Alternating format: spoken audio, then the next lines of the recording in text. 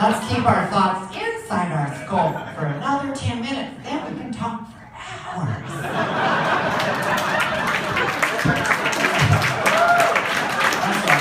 We had a little bit of a cocktail that made the inside voices go through our cerebellum and go out our armpits, but we didn't even realize we were talking about it. So we gotta zip Mr. Mouth up and keep thoughts in our brain.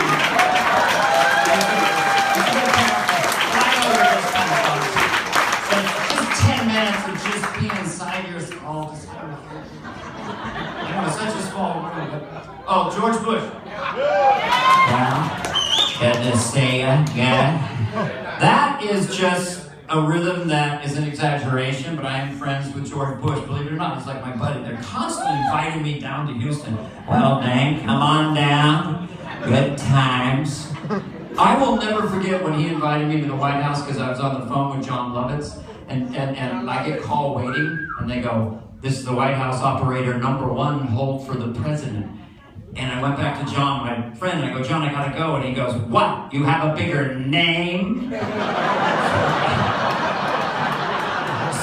I went back, and then the president is talking to me. He just lost the election. Oh, well, Dave, want to come out to the White House?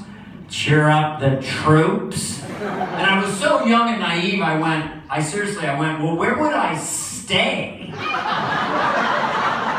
Well, you can stay with Bar and I right here in the White House. So there we were, my wife and I, 2 weeks later in the Lincoln bedroom. Really, we spent 2 nights there. Really cool.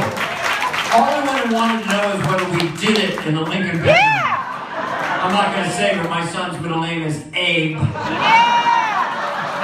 No. But we hung out with him. He took us out of the White House lawn, and my wife and I were with the president. He goes, want to see a trick? And we'd walk out of the White House lawn, and we got to a certain point where you'd see guys come out with the AK-47s. He goes, I'll back up, and then they would go behind the trees. And they would watch me go forward, then they would come out again.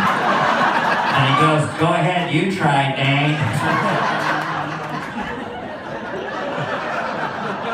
We did get a little wasted together. He goes, Dane, why don't you do that impression you do of me right here, right now? And I go, it's not very good. It's terrible. He goes, do it.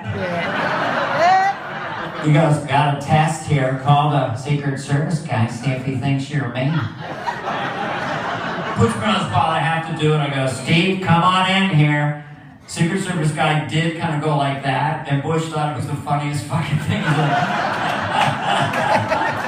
got an idea, let's call the Premier of China.